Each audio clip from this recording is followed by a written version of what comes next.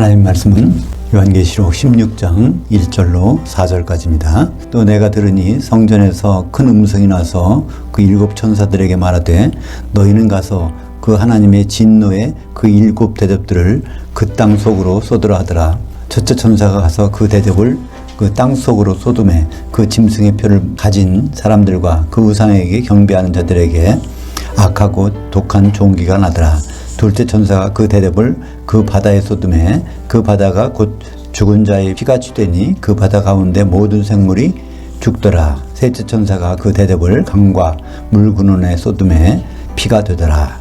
성경 66권의 만능 열쇠 요한계시록 원전 강해, 오늘은 16장 첫 번째 시간으로 1절부터 7절까지 말씀을 가지고 그리스도의 심판대 일부 땅, 바다, 강 심판 이런 제목으로 말씀을 나누겠습니다. 우리 15장 마지막에서 봤듯이 이제 일곱 대접의 재앙이 쏟아지는 16장에 나옵니다. 이 그리스도의 심판대를 이해하기 위해서 우리는 땅이 무엇인지를 봐야 됩니다.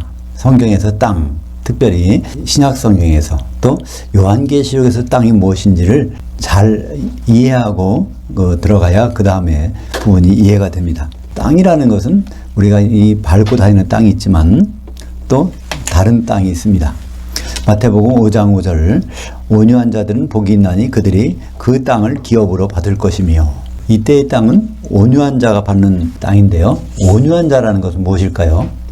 성경에서 온유한 자, 이것은 그러니까 야생 맹수들이 길들여진 상태를 온유한 자라고 합니다. 성경에서 온유함이 지면에 누구보다도 승하더라. 그게 누구죠? 모세. 뭐죠? 모세가 왜 그렇게 온유하게 됐을까요? 그 40세까지는 자기 맘대로 살다가 40세부터 80세 되기까지 광야에서 길들여졌습니다. 누구에게? 하나님 말씀에 길들여졌어요. 그죠? 80세가 돼서. 이렇게 하나님 말씀에 길들여진 자, 다시 말하면 믿음이 있는 자가 성경에서는 온유한 자라고 하는데, 그 땅을 기업으로 받는다는 것은, 이 기업이라는 것은 상속받는다는 뜻입니다. 이 지구가 다 없어져도 상속받을 수 있는 건 뭘까요? 그것이 교회죠. 그래서 이 땅은 교회를 성경에서는 의미합니다. 그 땅이 교회라는 것을 감안 안 하고 요한계시록 보면 땅이 3분의 1이 어떻게 되고 뭐 바다 3분의 1, 강 3분의 1 뭐 이런 얘기가 무슨 의미인지를 알 수가 없어요. 근데 우리가 땅이 무엇인지를 확실히 알고 들어가면 알 수 있습니다. 예수님이 가르쳐준 주기도문에도요, 그게 있어요. 마태복음 6장 10절 아버지의 통치가 임하시오며 아버지의 뜻이 하늘에서 이루어진 것 같이 땅에서도 이루어지이다. 이때 하늘은 단수의 하늘, 셋째 하늘입니다. 이 우주가 창조되기 전에 하늘이에요. 그때 하나님이 계획이 결정됐다는 겁니다. 그게 어디서 이루어진다고요? 땅에서. 근데 이 땅은 산상수훈에 나오는 땅입니다. 마태복음 5장, 6장, 7장의 산상수훈의 내용이기 때문에 마태복음 5장 5절에서의 땅이 여기서 땅, 교회를 가리킵니다. 그러니까 하나님의 천지창조를 하기 전에 무슨 생각을 갖고 계셨죠? 예수 그리스도를 보내서 혼인할 생각을 갖고 계셨어요. 그죠? 그래서 혼인하는데 필요한 것이 무엇입니까? 교회죠. 하나님의 비밀을 우리는 알고 있습니다. 에베소서 5장 31절, 32절 남자가 부모를 떠나 그의 아내와 합해서 한 몸을 이루도록 하리라 하신 말씀은 하나님의 큰 비밀인데, 그런 그리스도를 향하여와 교회를 향하여 말하노라. 그러니까 그리스도가 어떤 신랑이 되고 또 교회가 그의 아내가 되는 그것이 하나님의 큰 비밀. 이것은 창세전에 셋째 하늘에서 계획된 것인데, 그것이 이제 이 우주가 하는데 교회를 통해서 이루어집니다. 그러니까 교회가 어린 양의 한 아내가 되는 것이 하나님의 계획이고 비밀입니다. 그것이 요한계시록 1장 5절 볼까요? 또 믿음의 증인으로 죽은 자들 가운데서 맏아들 되시고 그 땅의 왕들의 머리가 되신 예수 그리스도. 그러니까 예수님을 설명할 때 맏아들이고 땅의 왕들의 머리가 되신다고 말씀하고 있습니다. 요한복음이나 요한일서에는요, 맏아들이라는 것을 말씀한 적이 없어요. 독생자로만 알고 있었어. 근데 이 사도 요한을 반모섬에 데리고 가서 거기서 이제부터 하나님의 비밀을 쫙 보여주셨는데, 그걸 다 보고 나서 기록한 것이 요한계시록입니다. 그러니까 요한계시록은 신약의 맨 마지막, 사도들의 기록이 맨 마지막이에요. 여기에 사도 요한이 1장에서 밝히는 것이 나는 지금까지 예수님을 독생자로만 알고 있었는데 그게 아니다. 이 하나님의 비밀이 바로 이 마다들을 통해서 이루어진다. 그래서 이제 1장 5절에 죽은 자들 가운데서 마다들이라는 단어가 나옵니다. 그러니까 마다들이 있다는 얘기는 하나님의 아들들이 더 있다는 얘기죠. 그죠? 바로 성도들은 하나님의 아들들입니다. 그리고 앞으로 왕노릇 할 사람들이죠. 그래서 땅의 왕들은 이제 성도들을 가리키고 땅은 교회를 가리키고 머리란 땅의 머리. 이것은 에베소서 1장 22절 또 만물을 그의 발 아래 복종하게 하시고 그 예수 그리스도를 만물의 교회의 머리로 삼으셨느니라. 예수님은 교회의 머리인데 또 땅의 왕들의 머리가 되세요. 그다음에 교회가 땅이라는 것을 알 수 있습니다. 에베소서 5장 23절에도 이는 남편이 아내의 머리됨이 그리스도께서 교회의 머리됨과 같으니 그가 바로 그 몸의 구주시니라. 그러니까 교회는 그의 몸이고 또 예수 그리스도는 교회의 머리시고 이것은 하나의 공식처럼 그 학교 다닐 때 1차 방정식, 2차 방정식 공식이 있잖아요. 그것처럼 아주 교회는 아내가 될 것이고 교회는 또 땅이고 이런 성경에서 일관성 있게 이렇게 나오고 있습니다. 그렇다면 이제 그리스도의 심판대 주님이 재림하셔서 심판하실 텐데 예수님은 어디로 오실까요? 여기에 큰 비밀이 있습니다. 그리스도의 심판대 예수님은 셋째 하늘에서 내려오시고 또 교회는 일반적으로 교회가 땅인데 땅은 여기 공중으로 올라가야 되죠. 그죠? 여기서 말하자면 심판이 일어나는 것입니다. 예수님은 땅에 내려오셔서 심판하는 분이 아니에요. 그죠? 심판 받으러 가려면 교회가 공중까지 올라가야 되죠. 그죠? 데살로니가전서 4장 16절, 17절 거기 보면 공중에서 심판하신 예수님과 교회가 만나는 것을 알 수 있습니다. 주께서 호령과 천사장의 음성과 하나님의 나팔 소리로 치니 그 하늘로부터 강림하시리니 그리스도 안에서 죽은 자들, 그러니까 기독교인들이 먼저 일어나고 그 후에 우리 살아남은 자들도 살아있는 기독교인들이 그들과 함께 구름 속으로 휴거되어 공중에서 주를 만나게 하시리니. 여기 우리말 번역은 주님이 영접한다고 되는데요. 그게 아닙니다. 만나는 거예요. 그 다음에 이제 그 혼잔치까지 들어가는 건 그때 가서 결정되는 거죠. 이 장면이 요한계시록 1장 10절, 13절에 있습니다. 내가 영으로 주의 날에 있었더니 우리말 번역에는 어떻게 있어요? 주의 날에 내가 성령의 감동으로 뭐 이렇게 성령의 감동이라는 단어가 거기에 나와요. 절대로 없는 말입니다. 그냥 영으로 영이란 말과 주의 날 가 있었다 이런 말만 나요. 그러니까 사도 요한이 요한계시록 1장 9절에서는 사도 요한이 육체가 반모섬에 있는데 그 다음 절 10절에서는 영으로 주의 날에 간 것입니다. 그러니까 시간적으로 주님이 재림하시는 날 그러면 공간적으로는 어디죠? 공중. 그죠? 네, 거기 뭐 다른 자리가 없으니까. 그래서 이 요한계시록 1장 13절에 그 촛대들 한가운데 그러니까 7 교회들 한가운데 인자 같으시니. 그러니까 왜 인자 같으시니라고 할까요? 영의 몸은요 수시로 변해. 육신의 눈으로 볼 때는 항상 자꾸만 변해. 그러니까 인자 예수님의 사자 예수님인데 그거를 인자 같으시니라고밖에 이제 표현을 못하는 거죠.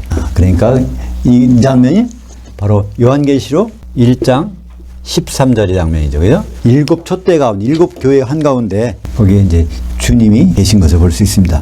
그러면 이 공중을 헬라어로 뭐라고 할까요? 아에르. 공중을 아에르라고 합니다. 헬라어로. 그러면 이 공중에 사는 사람들은 뭘까요? 아에토스. 아에르는 공중, 아에토스는 공중에 있는 존재들. 그럼 근데 아에토스가 바로 헬라어로 독수리예요. 우리는 독수리처럼 이제 공중에 올라가서, 그러니까 요한계시록의 그 12장에 보면 큰 독수리가 나오잖아요. 그건 예수님이 큰 독수리지. 그분이 맏아들이니까, 그죠? 누가복음 7장 30절, 34절, 35, 37 제가 읽어보겠습니다. 인자가 나타난 날에도 이러하리라. 내가 너희에게 이르노니 그 밤에 둘이 한 자리에 누워 있으며 하나는 영접함을 얻고 하나는 추방함을 당할 것이요 두 여자가 함께 맷돌을 갈고 있으며 하나는 영접함을 얻고 하나는 추방함을 당할 것이니라. 그들이 대답하여 이르되 주여 어디 오니까? 이르시되 그 몸이 있는 곳에는 독수리들이 함께 모임을 당하느니라. 예수님이 오시는 날에 이런 일이 있다는 거예요. 이게 바로 우리말 번역에는 땅에 내려와서 데려가는 거로 번역돼 있어요. 데려가건, 그 다음에 거다 버리고 가는 거. 근데 그 단어가 아닙니다. 영접함이라는 단어, 파랄암바노. 이거는 이제 받아들이는 거예요. 어디까지 가서? 공주까지 올라가서 혼인잔치 만찬에 받아들이는 사람이 있는가 하면, 그 추방함, 히에미, 그건 거기서 밀쳐버린다는 거예요. 일껏 휴거돼서 위에 올라갔는데, 오찬에 참석했는데, 거기서 쫓아내는 사람들이 있다는 것입니다. 그게 그 밤에 둘이 한 자리에 있음에, 사실 이 둘이라고 하면서 이것을 남성으로 받았으니까, 남자 둘이 있다는 거예요. 부부가 잠을 잔다는 얘기가 아닙니다. 그러니까 사람들이 그 밤에 죽어 있다는 거예요. 죽은 그리스도인들이 있는데 그들이 이제 공주까지 갔다가 거기서 영접되는 사람과 추방되는 사람. 또 두 여자가 맷돌로 알고 있어요. 이것은 생명 활동을 하고 있는 거잖아요. 살아있는 상태, 재림의 날에 살아있는 사람들이 그것도 올라갔다가 영접되는 사람과 추방되는 사람이 있다는 것입니다. 예수님이 인자가 나타난 날에 그런 일이 있다는 거예요. 근데 제자들이 거기서 뭐라고 물어보죠? 어디 옵니까? 그 장소가 대체 땅입니까? 하늘입니까? 어디입니까? 그러니까 예수님이 이게 공중이다 이렇게 대답 안 하시고 아에토스들이 모여지는 곳이 거기다. 아에토스가 모여진다는 얘기는 뭐예요? 공중으로 모여진다는 얘기죠. 그죠? 아에르가 공중이니까. 우리말로는 공중과 독수리가 전혀 다른 의미 같잖아요. 단어가 다르니까. 근데 헬라어로는 공중은 아에르, 공중에 사는 존재는 아에토스. 그러니까 이건 뭐 당연히 모이는 장소가 그것이라는 걸 알 수 있습니다. 근데 주님의 재림에 대해서 가장 오해하게 만드는 성경 구절이 있어요. 그러니까 스갈에서 14장 4절. 이것 때문에 예수님은 지상으로 재림하신다고 사람들이 아주 믿고 있는 거예요. 그러니까 이 지금 예루살렘 그 앞에 그 감람산이 있으니까 거기로 오신다는 거예요. 한번 볼까요? 그날에 그의 발이 예루살렘 앞 동쪽 감람산에 서실 것이요. 감람산은 그 한가운데가 동서로 갈라져 매우 큰 골짜기가 돼서 산 절반은 북으로, 산 절반은 남으로 옮기고. 그러니까 감람산이 쪼개진다는 거예요. 거기서. 그러니까 실제로 지금 예루살렘 성지 순례에 가보신 분은 아시겠지만 예루살렘 그 동편에 감람산이 있어요. 그러니까 그 감람산에는 뭐가 많다고요? 거기는 완전히 고급 묘지야. 그러니까 메시아가 그러 온다고 하니까 돈 많은 사람들은 거기 자리를 차지해가지고 거기 다 모였단 말이에요. 그죠? 그러니까 돈 없는 사람은 거기에 묻히지도 못해요. 그게 지금 이제 실제적으로 예루살렘에 만약에 가시게 되면 그게 보입니다. 근데 실제는 그게 아니라고 그랬죠? 예수님은 어디로 오세요? 거기 이제 이스라엘 그 땅으로 오시는 것이 아니라 이 공중으로 오셔요. 그렇다면 그 땅이 올라가야 될 거 아니야. 감람산에 올라가요. 주님 만나러. 감람산은 뭘까요? 감람류가 성도들이니까 감람나무는 교회, 감람산은 7교회. 그죠? 그럼 이제 오늘 16장 1절 보니까 또 내가 들으니 성전에서 큰 음성이 나서 7 천사들에게 말하되 너희는 가서 그 하나님의 그 진노의 7 대접을 그 땅 속으로 쏟으라. 여기는 어디로 쏟으라고 돼 있어요? 땅으로. 그죠? 땅으로요. 근데 2절, 3절, 4절을 보세요. 이건 땅에도 쏟고 바다에도 쏟고 또 강과 물샘에도 쏟아. 그럼 뭐가 맞을까요? 둘 다 맞는 거예요. 다 맞는 거예요. 그러니까 근본적으로는 이게 진노의 대접을 쏟는다는 것은 그 심판하는 거예요. 그리스도의 심판을 받고 여기서 이제 벌 받는 사람들을 여기 쭉 나열하는데 크게는 전체는 땅이에요. 근데 땅이 세분되는 거예요. 땅과 바다와 이제 강, 말하자면 물구는. 한번 쉽게 생각해 보세요. 강은 뭡니까? 강이 있다는 얘기는. 강이 있다는 얘기는 땅과 바다를 연결시키는 거잖아요. 강만 있는 법은 없어요. 강물은 반드시 흘러서 어디로 가요? 바다로 가게 돼 있어. 그렇다는 얘기 강이 발원지는 땅이에요. 그죠? 그러니까 이 교회에 있는 성도들이 있는가 하면 교회 생활하다 보니까 세상에 완전히 가버린 세상에서 있는 성도들이 있어요. 그죠? 기독교인들이. 그 다음에 교회와 세상은 들락날락하는 그 중간 단계에 있는 성도들이 있단 말이에요. 그러니까 이 기독교인들은 교회 안에만 있는 것이 아니에요. 바로 교회도 있고 세상에도 있고 또 중간 단계도 있는 것. 어디 있든 간에 기독교는 다 심판받는 것을 나타내고 있습니다. 첫째 천사가 그 대접을 땅으로 쏟음에 그 짐승의 표를 받은 사람들과, 근데 여기는 짐승의 표 받은 사람이 여기서 이제 벌 받는 건데 번역이 좀 정확하게 안 돼 있어요. 짐승의 표를 받아보고 있는 사람은 다 이 벌 받으면 그리스도 심판대 가서 짐승의 표 받았다고 다 벌 받으면 두 아들이라 또 그 4대 교회는 어떻게 될까요? 그들은 다 벌받아야, 그죠? 그들은 다 지옥 가는 수밖에 없어요. 근데 원래 성경에는 어떻게 되는 줄 아세요?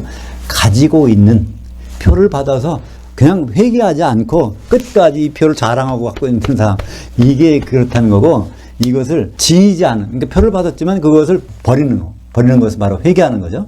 그렇게 된 사람은 이제 벌을 안 맞는 거죠. 그러니까 회개하는 사람들은 이기는 자가 될 수 있어요. 예수님의 그 일을 끝까지 지켜보기 위해서 받았던 표를 지워버리는 사람들이 있을 것입니다. 그러니까 표를 가진 사람들과 구상에게 경배하는 자들, 그들은 다른 말로 하면 회개하지 않은 자들에게 악하고 독한 종기가 나더라. 이게 이제 결국 어디까지? 지옥 1000년 동안 그 종기 와서 아파서 고생하는 거죠. 둘째 천사가 그 대접을 바다에 쏟음에 그 바다가 곧 죽은 자의 피같이 되니 그 바다 가운데 모든 생물이 죽더라. 이것도 마찬가지로 이 죽는다는 것은 지옥에 떨어진다는 거예요. 왜냐하면 요한계시록 20장 13절에 그 바다가 죽은 자들을 내어주며 그랬잖아요. 그러니까 바다에 던져지는 사람은 죽은 거예요. 4절에도 셋째 천사가 그 대접을 강과 물 근원에 쏟음에 피가 되더라. 결국은 죽는 그런 상태에 들어가는 걸 말합니다. 그래서 이 땅에 쏟았는데 요한계시록 16장 1절에 보면 7대접을 땅에 쏟아요. 그러면 첫째, 둘째, 셋째 대접뿐만 아니라 넷째 대접, 다섯째, 여섯째도 땅에 쏟는 거예요. 그리고 넷째 대접은 해에 쏟아서 뭐 그게 타버리게 하는 그 힘을 발하게 하는데 그것도 결국 어디에 쏟아요? 땅에 쏟는 거예요. 다섯째 대접을 어디에 쏟아요? 짐승의 보좌에 쏟는다고 그랬어요. 근데 사실은 어디 쏟아요? 16장 1절에 가면 다시 한번 7대접들을 땅 속으로 쏟음해. 그죠?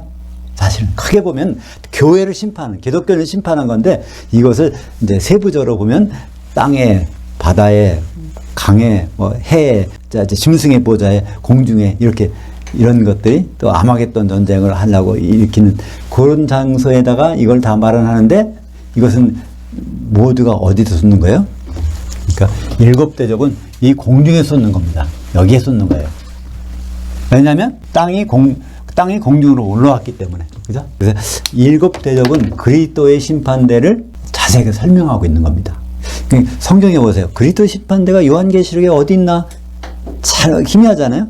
근데 그게 바로 16장에 자세하게 나온 것입니다. 그리스도 심판대. 그러니까 그리스도 심판대는 그 자리에 가서 어느 날짜에 그냥 심판 딱 받고 마는 것이 아니에요. 이 심판이 여러 날에 걸쳐 있어요. 뭘까요? 요한계시록 10장 7절. 그 7째 전사가 소리내는 날들에, 이게 날이 아니라 날들에 그 나팔을 불려고 할 때 그 하나님의 그의 종 선지자들을 통하여 복음 전함과 같이 그 하나님의 그 비밀이 이루어지리라 하더라. 그러니까 7째 천사가 나팔을 부는 날들. 우리 구약 성경 레위기 23장에 보면 나팔절이 어느 날짜예요? 7월 1일이에요. 유대인 음력으로. 하루로 돼 있지만 사실은 요한계시를 보면 그게 하루가 아니라는 거예요. 그때 시작되는 거예요. 나팔이. 그래서 그 날들에 언제까지? 7월 10일 날이 대속죄일까지 거기에 완결되는 그때까지 이런 7대접의 대형이 쏟아지는 것을 볼 수 있습니다. 그래서 이 땅과 바다를 밟고 있다는 거, 이게 심판하는 내용이에요. 그게 어디 나왔었죠? 요한계시록 10장이 재림장이라고 했어요. 예수님의 공중 재림장이 요한계시록 10장이에요. 그 내용을 한번 볼까요? 1절부터 3절까지. 내가 또 보니 힘센 다른 천사, 바로 이게 예수님을 가리키죠. 구름을 입고 그 하늘에서부터 내려오는데, 구름이 누구라고요? 천사들. 그 머리 위에 무지개가 있고 그 얼굴은 해 같고 그 발은 불기둥 같으며 그 손에 펴놓인 작은 두루마리를 들고 그 오른발은 바다 위, 왼발은 땅. 그러니까 이게 심판한다는 거죠. 그 위를 밟고 있다는 건 이분이 어디 서셨어요? 공중에. 그죠? 그러니까 땅 위와 바다 위는 어디죠? 공중이에요. 그죠? 쉽게 말하면. 3절에 사자가 부르짖는 것 같이 큰 소리로 외치니 그가 외칠 때 7의뢰가 그 소리를 바라더라. 그러니까 요한계시록 10장에도 그리스도의 심판대가 나오죠. 요한계시록 11장 15절을 한번 보겠습니다. 그 7째 천사가 나팔을 불매 그 하늘에서 큰 음성들이 나서 7째 천사가 나팔을 부는 것은 마지막 나팔, 재림 나팔, 그죠? 세상 나라가 우리 주와 그리스도의 나라. 그리스도의 나라는 천년왕국. 세상 나라는 천국. 그러니까 천국이 이제 천년왕국이 되는 시점이 예수님이 재림하는 시점이에요. 왜냐하면 하나님 아버지는 이 천국에서 통치하시는데 천년왕국에서 누가 통치하세요? 예수님이 통치하시니까, 그죠? 이 시점이 요한계시록 11장 15절에 재림의 시점입니다. 요한계시록 15장 1절에 이것도 같은 내용입니다. 또 하늘 중에 크고 이상한 다른 이적을 보매 일곱 천사들이 일곱 대접의 재앙을 가졌으니 곧 마지막이라. 그 하나님이 그 진노가 이곳으로 마치리로다. 이게 이제 그리스도의 심판. 내가 15장 1절에서 이게 있었어요. 그러니까 요한계시록에서 나오는 순서를 보면 계속 여러 사건이 반복이 돼요. 혹시 마친코라는 영화를 보셨나요? 드라마. 저는 그걸 좀 인터넷으로 본 적이 있는데 일제 강점기 때 제1교포들이 당한 어려움들 그런 것을 드라마로 만든, 근데 그 드라마를 보면요 요한계시록을 보는 것 같아요. 전개 방식이 1927년부터 현재와 과거를 왔다 갔다 하면서 그게 장면이 나와요. 계속 왔다 갔다. 요한계시록 그렇잖아요. 요한계시록이 초대교회가 나왔다가 마지막에 그 예루살렘도 나왔다가 중간에 그리스도 심판대가 나왔다가 첫째 나팔, 둘째 나팔, 또 첫째인, 둘째인 이런 것들이 막 나오는 거예요. 그래서 그 드라마를 보면서 요한계시록이 생각이 났습니다. 요한계시록은요, 이게 시간적으로 기록된 게 아닙니다. 시간적 있는 사건들을 차례로 기록된 것이 아니라 중간중간 주제별로 여기 갔다 저기 갔다 여기 갔다 저기 갔다 이걸 다 모아볼 때 요한계시록 전체를 볼 수가 있습니다. 하여튼 이 16장은 고린도후서 5장 10절에 그리스도의 심판됩니다. 이는 우리가 다 반드시, 우리는 누구예요? 기독교인들. 그리스도의 심판대 앞에 나타나게 되어 각각 선악간에 그 몸을 통하여 행한 것을 따라 심판을 받으려 함이라. 그러니까 우리는 참 믿음이 좋은 것 같아. 저를 포함해서. 왜 그럴까요? 심판이 있는데도 너무 태연해. 앞으로 심판받을 사람이 너무 태어나지 않습니까? 저도 태어나고 태어나요. 근데 그게 준비가 다 돼서 태어나면 좋은데 그 심판 내용을 몰라서 태어나다면 문제가 있는 거 아닐까요? 근데 여러분 다 믿음이 있으세요, 사실은. 그죠? 적어도 어떤 믿음이 있어. 지금 이 자리에 어떻게 앉아 계십니까?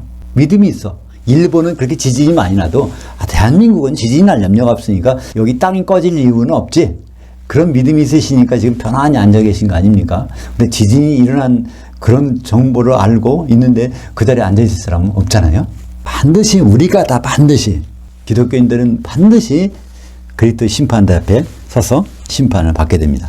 로마서 14장 10절에도 같은 내용이 있습니다. 근데 거긴 그리스도의 심판대라고 안 하고 하나님의 심판대라고 나와요. 내가 어찌하여 내 형제를 비판하느냐? 어찌하여 내 형제를 없이 여기느냐? 우리가 다 그 하나님의 심판대 앞에 서리라. 고린도후서 5장 10절, 로마서 14장 10절. 여기는 그리스도의 심판대, 그리스도의 심판대. 여기는 하나님의 심판대. 무슨 차이가 있을까요? 같은 하나님입니다. 그러니까 로마서 14장 10절에 하나님 심판대인데 거기는 정관사가 붙었어요. 그 하나님. 근데 그 하나님, 테오스가 단수야. 그러면 단수란 얘기는 성부 하나님인지 성자 하나님인지 성령 하나님인지 그 중에 한 분이란 얘기예요. 세 분이 아니라 한 분이란 얘기예요. 우리는 세 분께 심판받는 것이 아니에요. 왜냐하면 그 하나님에게, 그 하나님 한 분에게 심판받는데 누굴까요? 그리스도, 예수 그리스도, 그죠? 여기 그리스도의 심판다고 하니까 성자 하나님께 심판받습니다. 왜 이렇게 성자 하나님께 심판받나요? 그것은 요한복음 5장 27절 인자됨으로 말미암아 심판하는 권세를 아버지께서 그 아들에게 주셨느니라. 그러니까 심판하는 분은 성령도 아니시고 아버지도 아니시고 바로 그 그리스도 심판됩니다. 근데 심판한 내용이 뭐예요? 로마서 14장 10절 보니까 내 형제 사랑 않는 것이 심판받는 사유가 되는 거예요. 네가 얼마나 성경을 많이 봤느냐, 구제를 많이 했느냐, 기도를 많이 했느냐, 이것의 양에 따라서 심판하는 것이 아니라 형제를 사랑했느냐, 못했느냐, 아가페 사랑으로 이것이 심판에서 나타난다는 것입니다. 그러니까 한마디로 아가페 사랑으로 사랑하려면 성령이 충만했느냐, 아니냐, 성령의 기름이 있느냐, 아니냐가 그리스도의 심판대의 심판 내용입니다. 그래서 그 심판에 마태복음 19장 28절에는 누가 참여해요? 사도들.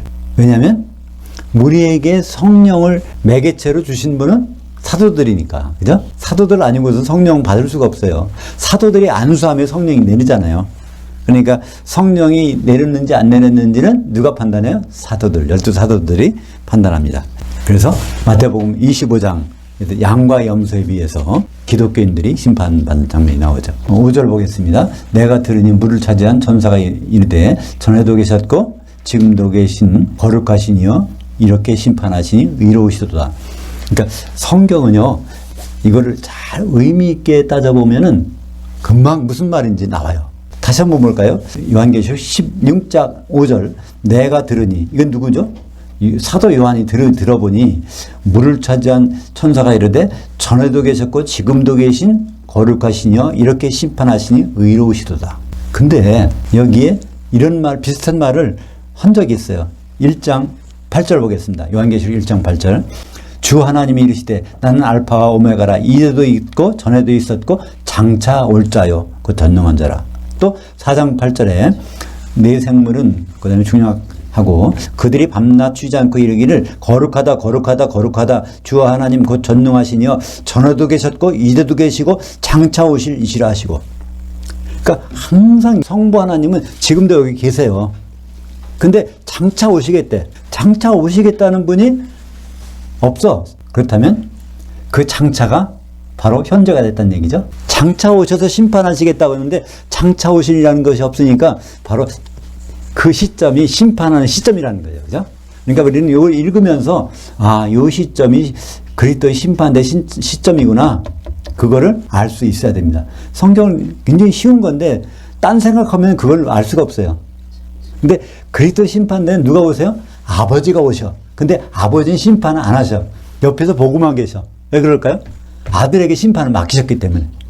요한계시록 11장 17절에도 그런 내용이 있습니다. 이제 이르되 감사옵나니 옛적에도 계셨고 지금도 계신 근데 뭐가 빠졌어요? 장차 오실 주 하나님 전능하신 이시여 친히 그 권능을 잡으시고 왕노릇 하셨나이다. 통치가 끝났으니까 장차 오실 필요가 없어. 하나님 아버지는 이제 장차 아무것도 안 하세요. 예수 그리스도께서 천년 동안 왕노릇 하시는 것을 지켜보셔. 6절 보겠습니다. 그들이 성도들과 선지자들의 피를 흘렸으므로 그들에게 피를 마시게 한 것이 합당하니이다 하더라. 여기서 그들이 누굴까요? 그들이 마귀일까요? 귀신들일까요? 뭐 세상 사람들일까요? 여기서 그들은 말하자면 교회의 성도들입니다. 그들이 요들이 벌 받는 사람들이에요. 그들이 일곱 대접의 재앙을 받는 사람들이에요. 그들이 요한계시록 9장에도 그 내용이 좀 나오죠. 전삼년반에 무적행을 여니 거기에 누가 연기가 나와서 그 연기를 센 성도들이 황충이 돼가지고 막 그들을 괴롭히는 장면이 나오죠. 전 3년반에는 괴롭히기만 하고 죽이진 않아. 근데 후 3년반에는 먼저 죽이는 일이 벌어지죠. 바로 이 6절에서 그들은 큰 성 바벨론입니다. 성도들인데 타락한 성도들이 이제 성도들과 선지자들, 사도들을 죽이는 그런 일이 있다는 것입니다. 이것이 한번 이런 똑같은 내용이 한번 나와요. 요한계시록 6장 9절. 그러니까 다섯째 인을 떼실 때 다섯째 인은 그때가 후 3년 반이죠. 넷째 인은 전 3년 반, 다섯째 인은 후 3년 반. 후 3년 반 들어갈 즈음에 거기 순교하는 사람들이 하나님께 막 이제 청원을 해요. 무슨 얘기죠? 우리 원한을 언제까지 안 갚아주실 것입니까? 그러니까 거기서 어떤 대답이 나와요?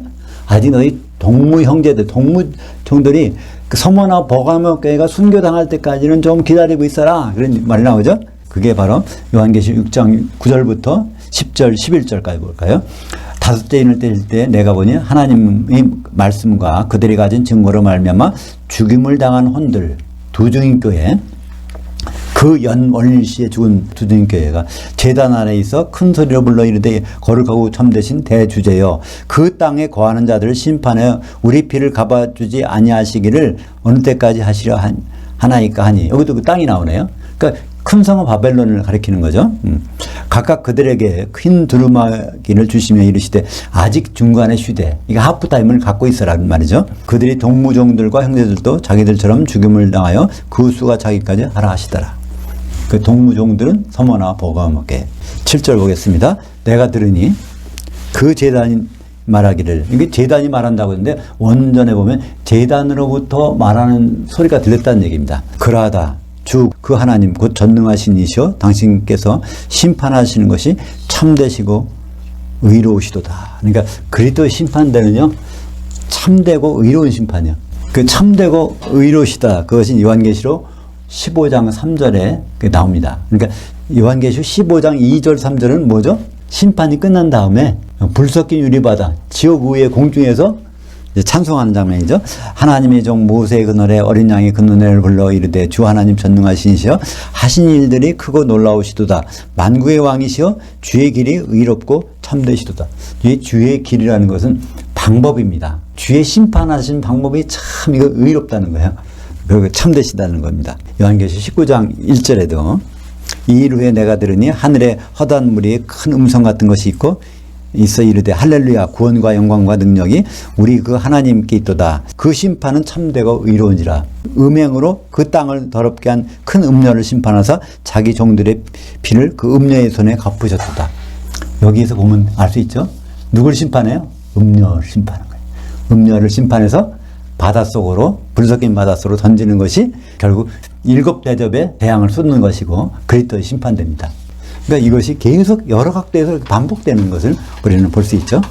그래서 오늘 세 대접을 보았습니다. 그죠? 땅, 바다, 강. 다음 시간에는 이제 해, 그다음에 짐승의 보좌에 아마겟돈 전쟁, 그다음에 공중에. 그래서 마지막으로 심판이 완성되는 그리스도의 심판이 완성되는 것을 보게 될 것입니다. 기도하겠습니다. 하나님 아버지 감사합니다. 오늘 그리스도의 심판대의 자세한 면을 살펴보게 하심을 감사합니다. 우리가 그 자리에 있을 것인데 우리가 심판에 벌을 받을지 영생으로 갈지 우리의 준비하는 시간을 갖게 인도하여 주시옵소서. 예수님의 이름으로 기도합니다. 아멘. 하늘들에 계신 우리 아버지여, 아버지 이름이 거룩히 여김을 받으시오며 아버지의 통치가 임하시오며 아버지의 뜻이 하늘에서 이룬 것 같이 땅에서도 이루어지이다. 오늘날 우리에게 임박한 그 떡을 주시옵고 우리가 우리에게 빚진 자를 사하여 준 것 같이 우리의 죄를 사하여 주시옵시고 우리를 시험에 들지 말게 하옵시며 다만 그 악한 자에게서 구원하시옵소서. 대개 통치와 권능과 영광이 아버지께 영원히 있사옵나이다. 아멘.